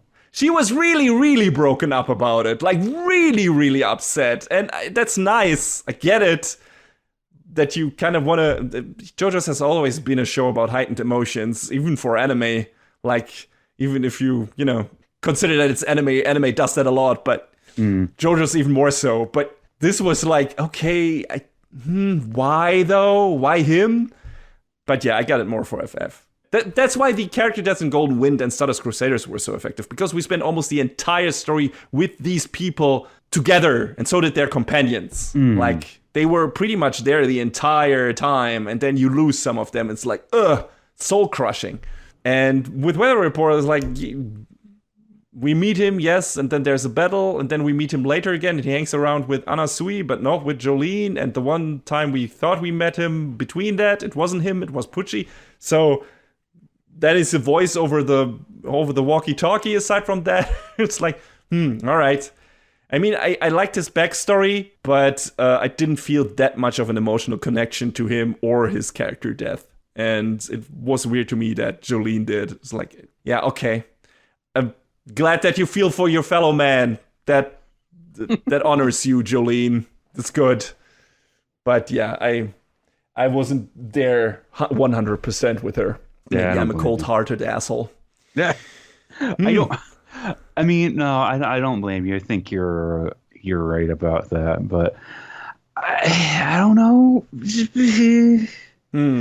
Plus, man, plus the way he died. Oh, Jesus. It was harsh. Yeah, I mean that it was good in that way because it plays kind of again in this constant battle between Pucci's fate thing and Jolene also pondering that, where it's like, hey, was I the reason because I made the decision to get into the car and drive here, right? Was I the reason? Because he kind of gets run over by the car. Or distracted at least. Not kinda. So, yeah, or distracted. So she's like, was that my fault? Or was it fate or something? You know, is Pucci right? So it works. His death works at least in terms of themes and plot-wise. It just, the emotion wasn't there for me in that part. I was really, really upset when FF died. Definitely. Yeah, big same. Yeah, so I would have loved, but they always manage to find one person in each part of JoJo's where you're really upset that they died. Except for part 4, maybe. No one cared about that one dipshit, really. Although his death was kind of harrowing, but it's like, you felt bad for him, but it's not like he was a super sympathetic character. Yeah. But yeah, part 5 had at least 2 where you were really upset. And Stardust Crusaders did as well. Like Avdol and Kakyoin. That was tough shit. Yeah. Kakyoin went out like a boss, though. Yeah, absolutely. Yeah. Avdol, not so much. Yeah. And let's not forget Iggy. Fucking Iggy. Holy shit. Man, my dog. That was also, like, I think Stardust Crusaders is probably the harshest body count. Next to that, probably Golden Wind, even though one of the characters just leaves instead of dying because he can't deal with that shit anymore. Which is understandable, but it was interesting in its own right. But yeah, definitely Stardust Crusaders as like, we're just gonna kill off your darlings. And we don't care. Speaking of killing off things. Yeah, speaking of killing off things, I cannot tell you how surprised I was that Araki didn't kill off the dog in one of the last episodes. There's this scene where the time gets accelerated and then a woman walks her dog and gets run over by an accelerated car and her dog survives ostensibly. And I was like, what? Araki, did you change your ways? Maybe. Super surprising. Didn't expect that to happen. I expected the dog to get hit, not her. And then suddenly it was just the dog on a leash and one of her arms holding the leash still. And it was like, oh, all right. Didn't expect that. You know, it's funny. Not really an advertisement for another podcast, but there is a JoJo-centric podcast called Dogs Must Die. So... Oh, God. I don't subscribe to that title. I don't agree with it. I don't like it. Me neither, but I mean... Maybe the content is good, yes. I mean, it's led by Chip and Ironicus, and I know Wooly has been on there, so, you know. The name is, like, instantly like, yeah, that's JoJo's. Overall, I think it was a great season. A bunch of little small things that I still want to bring up, where tidbits, where it's like, Oh, this was a fun part. I love that Versus is getting progressively more pissed at Pucci for narrating the whole fight that he's in. That's how I felt towards the narrator of the Chimera Ant arc in Hunter x Hunter. It's like, oh, I feel you, Versus. He gets so pissed off. Just shut the fuck up, man. I need to concentrate. Like, also, I'm seeing what's happening. Why are you keeping narrating this? I mean, JoJo's always does this. Where it's like characters just saying words, oh my god, this happens, because I guess Araki doesn't trust, with all the crazy bullshit that he throws on the page, he doesn't trust the readers to always understand what is happening. And it's at the same time kind of demeaning, but also maybe justified. So I don't know where I stand on this in regards to JoJo's. I guess, yeah, leave it in there. But it was funny that Versus is bringing it up. It's like, stop talking, you fucker. Yeah, so I like that. I can see what's happening. The viewer can see what's happening. Shut up! Exactly. What I also liked in one of the final battles, where Seamoon gets unleashed and has like the power of changing gravity. I thought it was pretty clever to convey the shift in gravity by changing the camera perspective. Yeah. Otherwise, it would have looked pretty weird and funny with the characters just hanging, dangling, like horizontally in the air, shit like that. But this way, it felt a lot more dangerous and threatening. Even though when you think about it, it's still, like I said, horizontal plane, they just get pushed away into a certain direction because the gravity angle was changed and everything. But it was super interesting from a visual perspective and just from a concept and stuff like that. I like that gravity battle a lot. It was fun. So, yeah. What else do we have? Oh, yeah. Of course, I should have expected it. But also in the accelerated time thing, there were so many funny jokes in that part of the final episode, or the penultimate episode. This is the scene with the manga artist that is struggling because the time is accelerated and his ink is drying up, and then he gets a call from his publisher, I guess, and it's like, wait, which manga artist? One manga artist is still meeting the deadlines, even with this accelerated time state. Who is it? Of course, it's Rohan. Of course it is.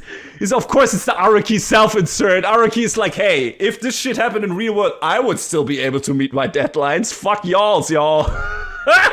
When that conversation started, I was just like, oh, okay, here we go. Here we go. That was amazing. It's like, wow, the utter confidence of that man. But yeah, it was funny as fuck. So I liked it a lot. also when Emporio travels to the first new universe, the fake Jotaro looks hilarious.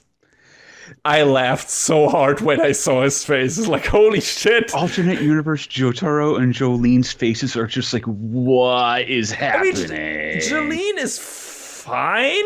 It's like she looks a bit like Chun-Li or something like that, but Jotaro looks like they went to Saturday morning sale to Walmart and got him out of a bargain bin for Joestars or something.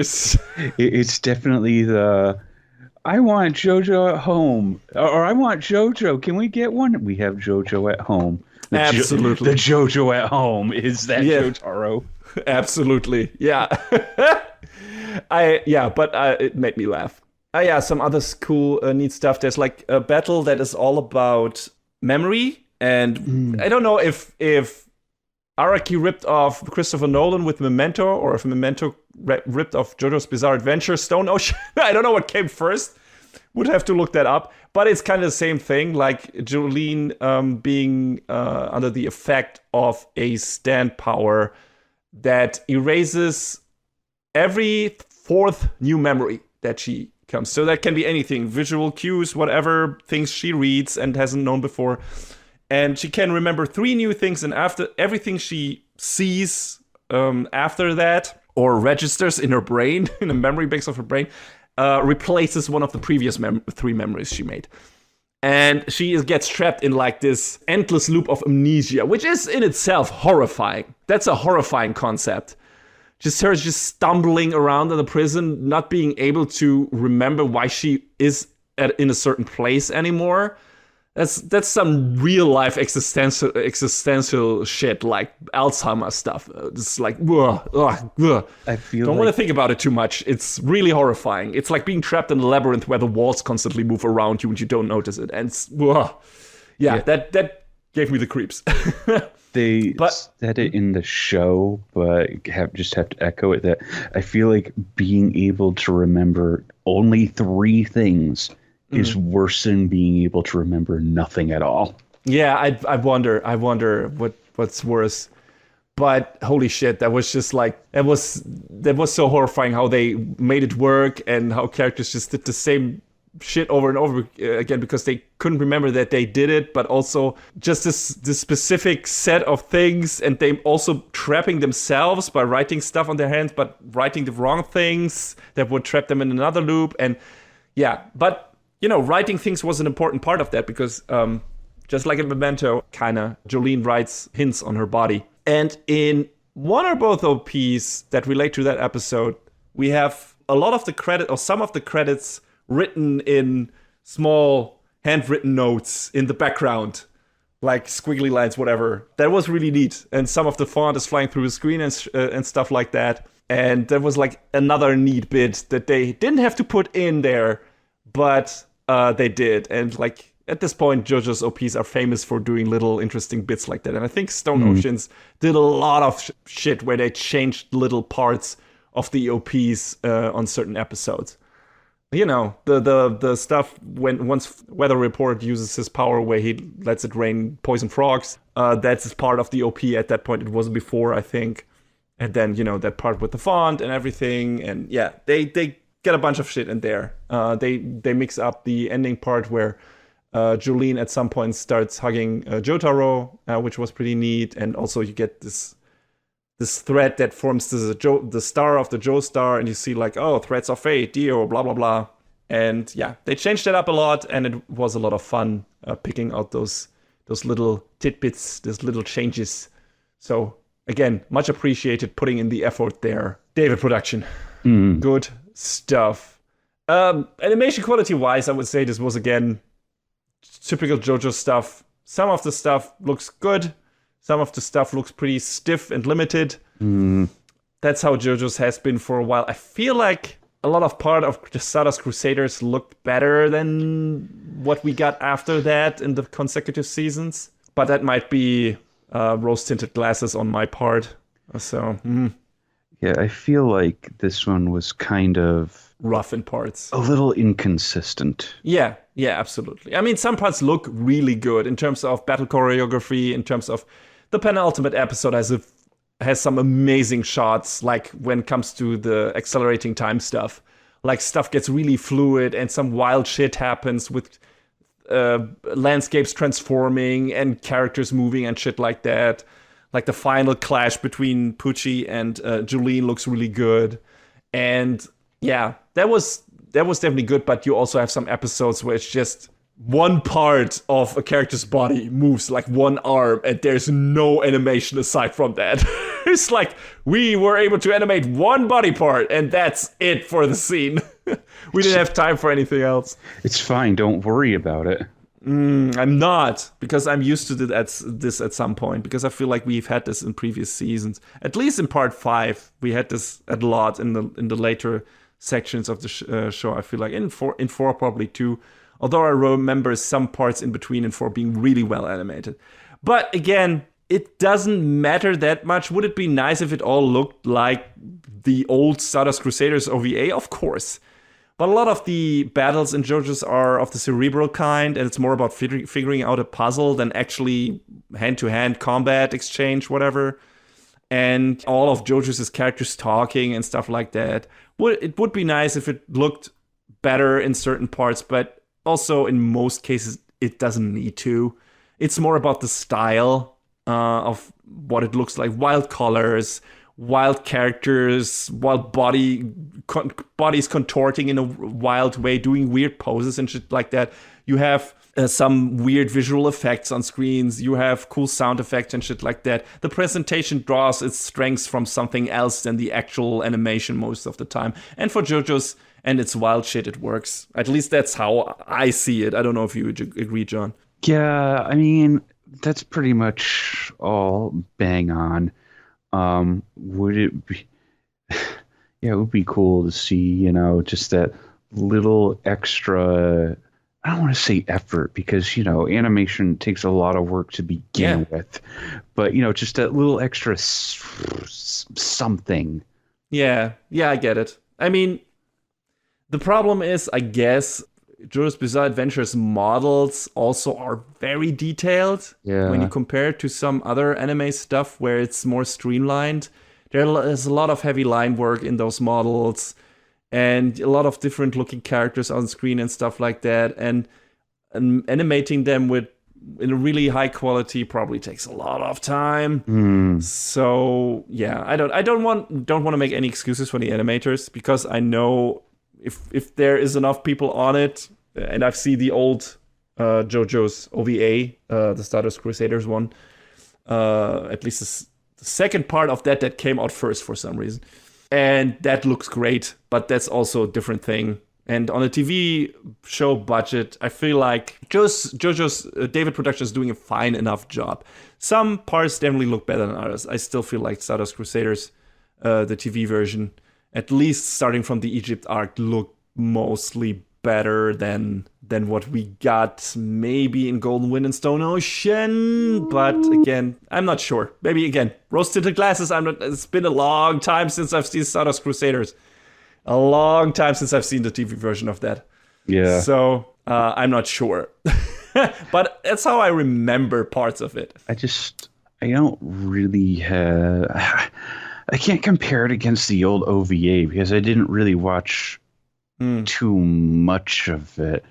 Oh, it looks definitely better. Yeah, yeah. Like I've heard that. That's not comparison. But I think it also looks very different. Yeah, from what I had seen of some of the character designs, it definitely has a different visual language. And I feel like the design of the TV show is closer to what the manga is trying to do. In terms of sensibilities, like the OVA look is a more streamlined shonen look from that time anyway. That the way anime looked back then, and it looks more mainstream compatible. While the TV version is going for some wild shit, especially starting with Diamond is Unbreakable. Yeah, where it's really, really diving into the high contrast color work and the really outlandish designs and, the characters just going absolutely bonkers with how they look, what they do, like having these different color patterns for different situations and stuff like that. I feel like in part 4 it really go David Production goes really ham with that and keeps on going until the end of Stone Ocean.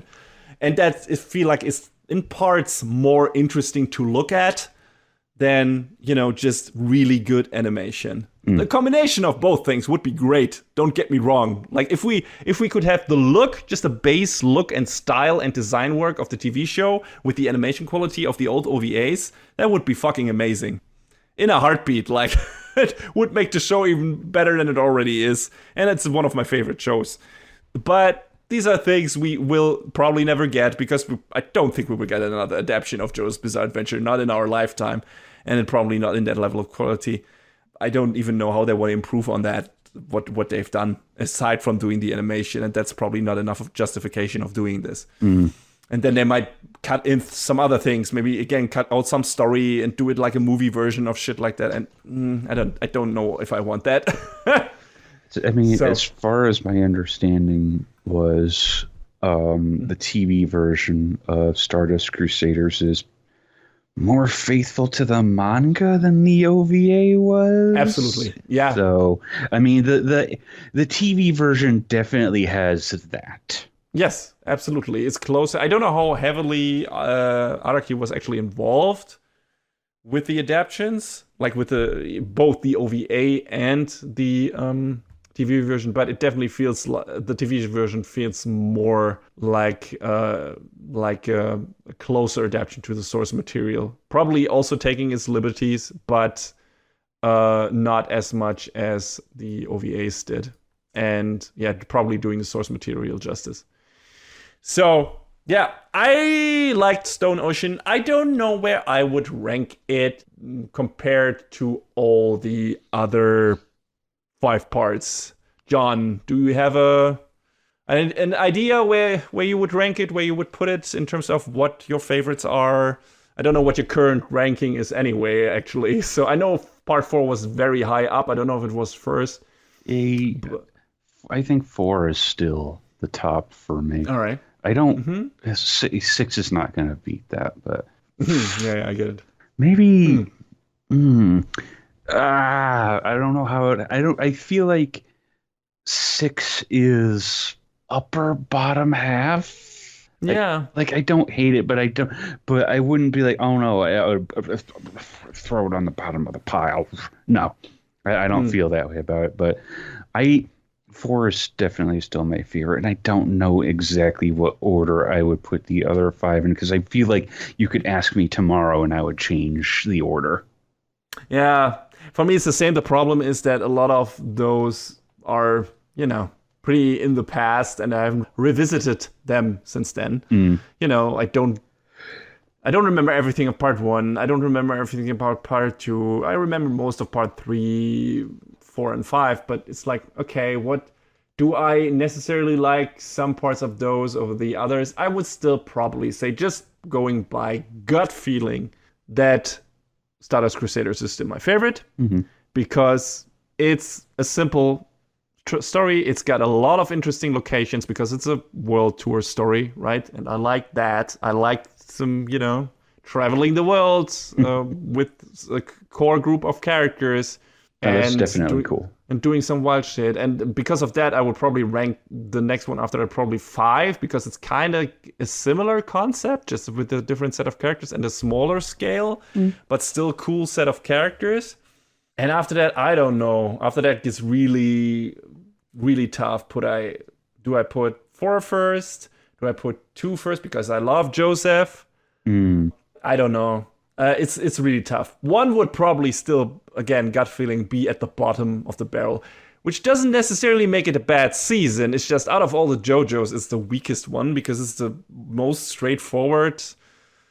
Araki wanted to do his Fist of the North Star, and that's what he came up with. And then only later it gets really interesting and gets into really interesting stuff. So Jonathan's story is still the least interesting out of all of them. So I would put that at the bottom. Still a good show, but I mean, it's straightforward and it sets up everything that came after it. So yeah. All. Let's just make this clear. All JoJo's is good anime. It's just some are better than others, and those all come down to personal preference. I've seen wildly different takes on whose people's favorites are. I've seen people who say they hate Stardust Crusaders. Right? I've seen people who say they hate Diamond is Unbreakable. I don't get either attitude. Those are both very weird takes. Yes, but it happens, and it's like I haven't even seen that many opinions on Golden Wind really. So I've heard people liked Stone Ocean, liked Jolene as a character, but didn't like the story of Stone Ocean, which I kind of can understand in some parts, but not in others. It's like, okay, maybe it meanders a bit, but a lot of JoJo's does that. And maybe they weren't happy with the finale in some parts, wrapping the story up this way instead of, bringing all the old JoJo's in or whatever and doing like a battle royale shit. I don't know, whatever. Smash Bros. Ultimate.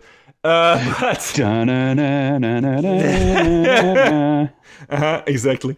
But aside from probably the top 2, I wouldn't know how to really rank this. I had a lot of fun with part 4, so maybe that would even top part 5. But Stardust Crusaders is probably at the top, and Stone Ocean probably comes after the first part, like at the bottom there, or after maybe the second. I don't know. I would have to go back to the early ones to decide. I liked Stone Ocean. I thought it was fun. I thought it had a lot of crazy battles, a lot of cool stand powers. The main story was cool once it got going, but it took a long time to actually happen.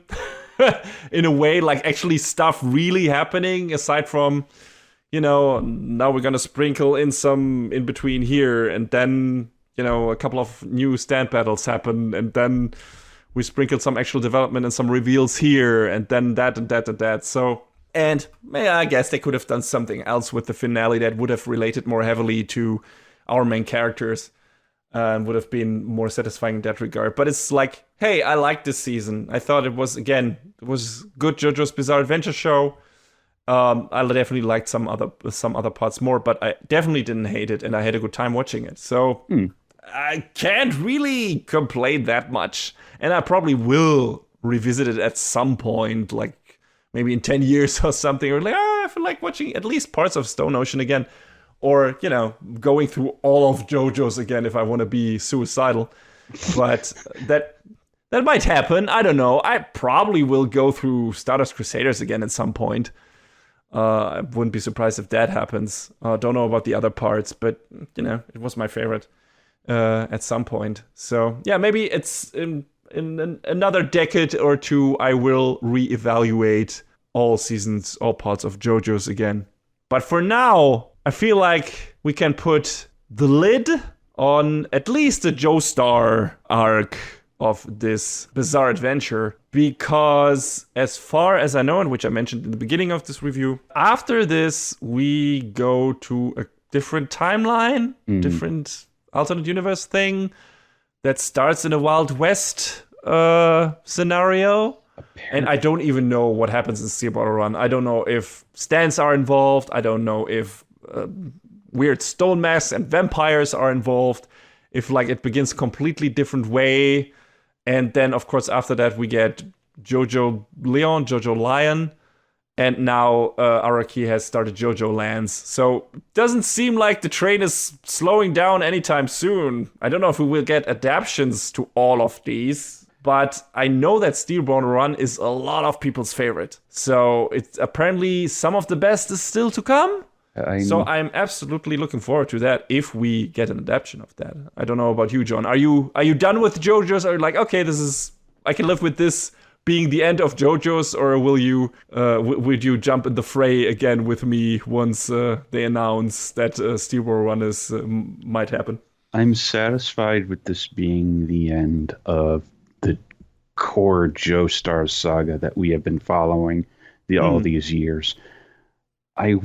I know bits and pieces about Steel Ball Run, and I'd like to watch it and see what it do. So, that if that gets an anime adaptation, cool. I mean, I want to believe the promise of JoJo in anime form has been fulfilled, because if you go all the way back to the original opening sequence from part 1, you see stuff all the way up through part 6. Do you? Yeah, as far as I recall. I don't even remember, but that would cool. That would be nice. I would have to go back and check it out. So I would consider this a promise fulfilled. If we get part 7 and 8 and maybe eventually someday 9, sure, all right. But they have committed to this 20 to 30 year project adapting this anime or adapting this comic and turning it into this animated form. So David Production and everyone else that has helped out with them over the past 11 years now. No, it's got to be longer than 11 years, because part 1 started in 2012, but of course they were working on it way before then. Yeah. So Exactly. It's been a long time. About all I know about Steel Ball Run is something about a cross-country horse race. The new power is called the Spin. Yeah, like some wacky racist shit only on horses, but also maybe dinosaurs are involved? I'm not sure. I've heard wild shit. Also, the half of it, I don't know if it was true, so... Also something about gathering up the pieces of Jesus Christ himself. I don't know. Maybe, yeah, it's... I've heard things, half of them I don't know if I believe them or if it sounded like wild gibberish, but who knows with JoJo's? Like, if you've told me stuff beforehand about what happens in Stone Ocean, I probably wouldn't have believed it. So, we'll see. I would love to see Steel Ball Run seeing the light of day in animation form from this team. Wouldn't mind it at all. But right at this moment, I mean, how long was the break between Golden Wind and Stone Ocean? Or at least until they announced Stone Ocean? I don't remember. The anime or the manga? The anime. I think they announced it in August of 2021. When did Golden Wind end? Golden Wind ended in July of 2019. Okay, so 2 years. So maybe in 2025 we will get another announcement. We'll see. But yeah, would of course also be nice, since Zebra Run apparently is one of many people's favorites, if they put a bit more animation budget into that, like have a lot more people work on that if they can afford it, if they have the manpower, and make it look especially good.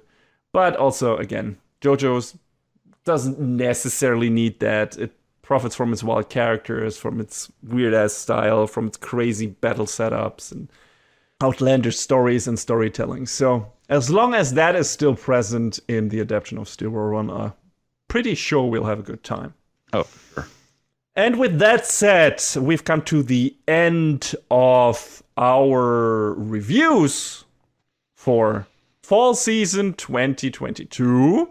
And of course, soon we will tackle the premieres of spring season 2023 and dish out our first reviews from winter 2023. But before that, we have to choose our picks for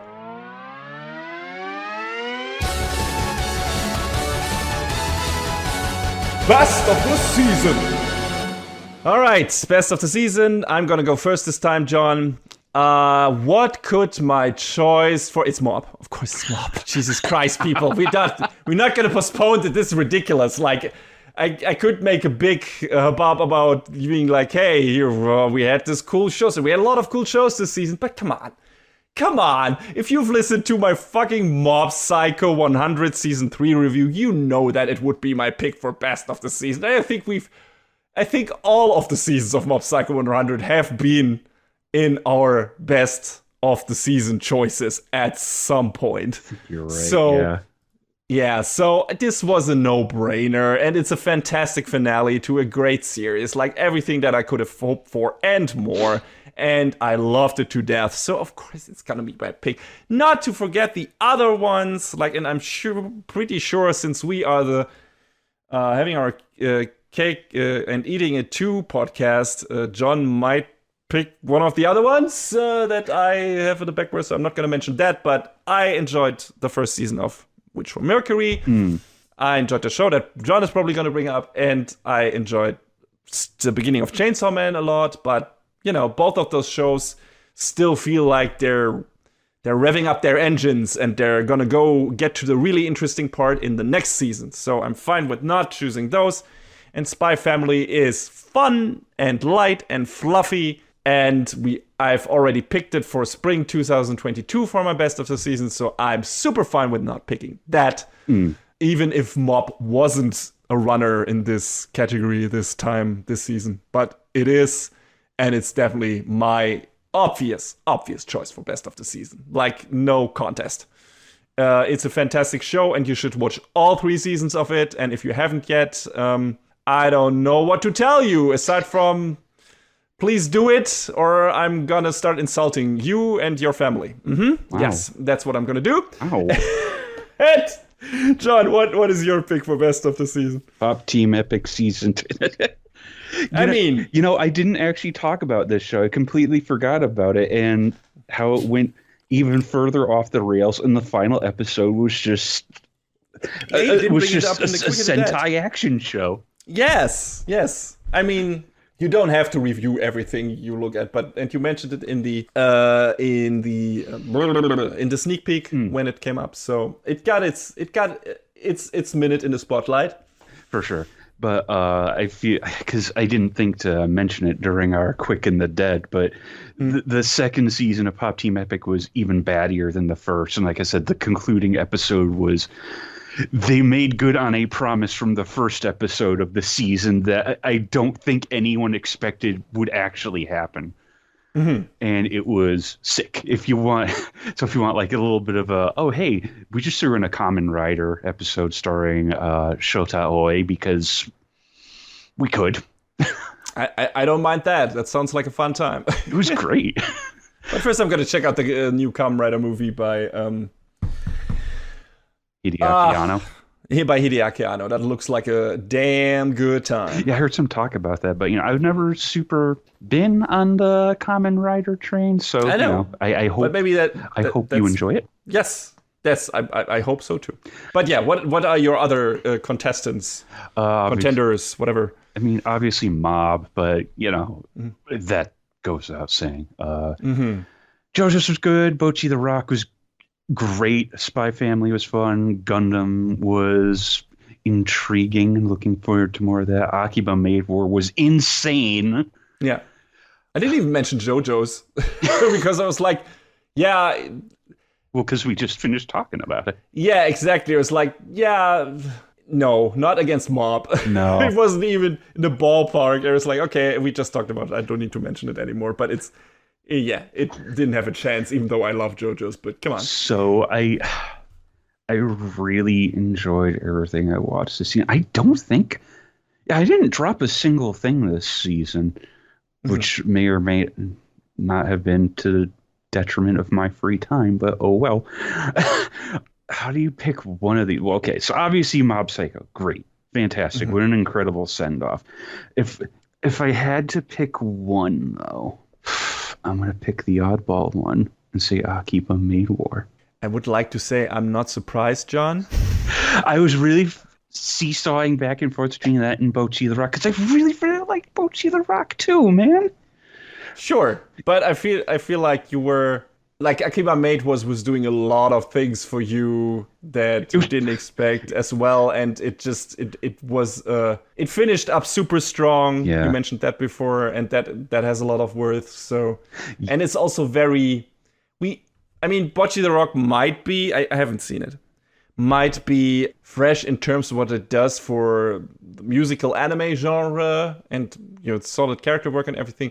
But I feel like just from having seen Akiba Maid Wars, I don't think we have seen something like that before in anime. And I don't know if we will again so soon, because that's some wild shit. I mean, and even if we do, it probably won't feel as fresh or as shocking. Yeah. And that's not to devalue what it might be, but just Akiba Maid War was crazy, and I loved going on that roller coaster. Same. And I like where it ended up too. So I wouldn't ask for any more of it. But I also think that it's definitely worth watching as it is. So absolutely, especially because it's like this nice closed off self-contained thing with a tight story, a lot of great jokes, and just the concept and how much the show runs with it. Yeah. It just doesn't let up. It just ramps it up more and more, and goes even more insane with it. And it's just like, no, we are dedicated to going all in on this. And yeah, it works so well. And if Mob wasn't around, I might have picked that one as well as my best of the season, because it left a really good impression on me. It's like, oh man, this is good shit, and it's a one-timer thing. Probably, I don't see how they would continue this without, making it a watered down, have seen this already version of this. I mean, yeah. that is dismissive. There is always someone around that might do something neat with that setup again, but still, it feels like this is this neat little 12, 13 episode, I don't remember, season show that just works, even though it shouldn't work, but it works so well, and it's so much fun. And you can kind of recommend that to anyone who is a bit open-minded about anime and likes to see some weird shit on occasion and isn't put off by a premise that ostensibly is like, oh no, what is, right? Yeah. Maid Cafe, work comedy. No, it's something else, and you will have a fun time. But yeah, I think there's also value, and you just said it a moment ago, about it being a finished story. Yes. Jeff Thu put out a video recently called Let Goku Die. Yeah. That kind of centered on the idea of just let a story finish. It doesn't have to live forever. And I feel like manga and anime are not as plagued by that as American comics. I mean, and cartoons to an extent, because those characters, there were a lot of at least in the superhero genre, these characters always stay with you, and at some point they do like a soft retcon or a reboot or whatever, but it's still the same characters and they don't let them die, right? I feel like there are some anime like Dragon Ball that are guilty of that, though. Like, absolutely, Naruto, and I mean, JoJo does it in a way, just so we can try and bring it back full circle, that's like, it's all about passing the torch. Sure, you might see some of those characters again, but they're not the focus. And like, when part 7 rolls around, where's Jonathan? Where's Jotaro? Where's everyone I knew? They're gone. Deal with it. Exactly. You know, it might still be the style that's familiar to you, but it's still a completely different show, at least when it comes to its character setting and everything. And that's fine, right? If you take over, if there was a show that would play in Dragon Ball's universe, but none of the main cast would be in it, we would just get a completely new set of characters, which, you know, they have done with some spin-offs, I guess. That I would love that as well, and I would have preferred probably that to, I mean, I like Super too, but we have talked about Super. But I might have preferred that to getting more, you know, Goku stuff. You know, I would have loved if they have stuck with passing the torch to Gohan after the Cell Saga. Even it being a bumpy ride in the beginning and him not being adopted as much by the old crowd, but being like, no, we're gonna ride with Goku and we get with Gohan, and we're gonna develop him into his own new character. And I feel like the story, the universe, everything would have been stronger for it, but they chickened out. I'm gonna echo what Kaiser Neko Scott Frericks has said on Twitter. Let Pan be the main character. I mean, they tried that with GT and it didn't pan out, right? Well, so, I mean, maybe with Pan as she is now. Yeah, sure. Right. I mean, GT just had bad writers. It was literally fan fiction. Yeah, the idea wasn't bad in itself, and also, you know, if they didn't bring Goku back there as well, it probably would have been a stronger show, and wouldn't, you know, Pan wouldn't have tried to make Pan a lesser Bulma instead of making her her own character, like you said, like she is now, you know.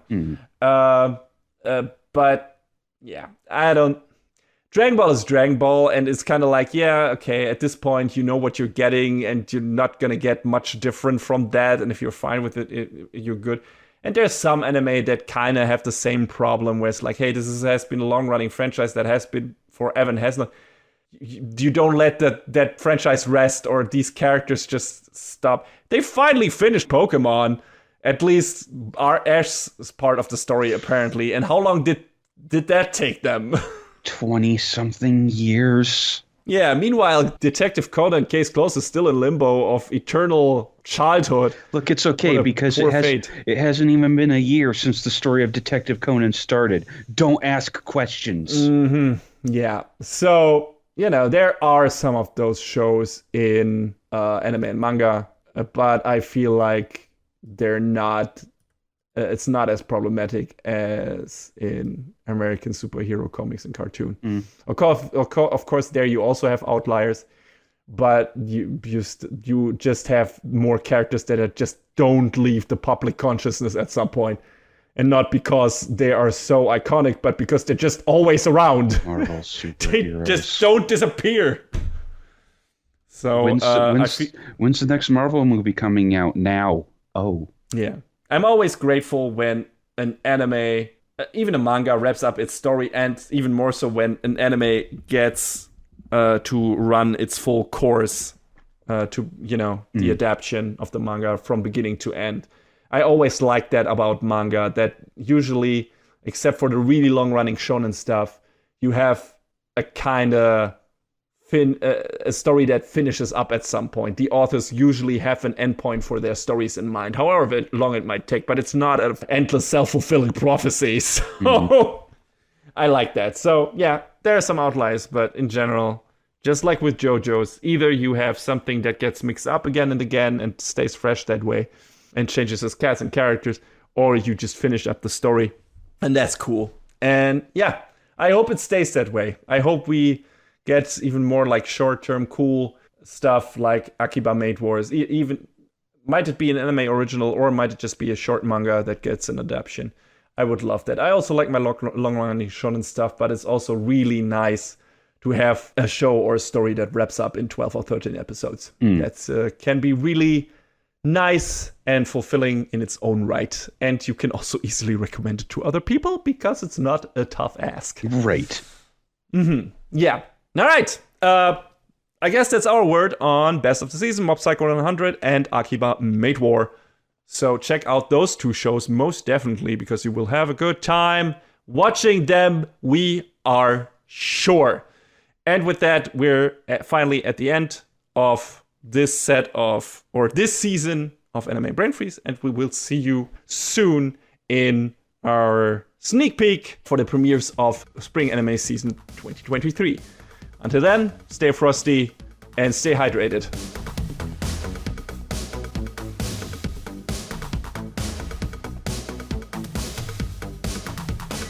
And that is a wrap on the 141st episode of Anime Brain Freeze. All the music in this podcast is from the Double Dragon Neon soundtrack by the amazing Jake Kaufman.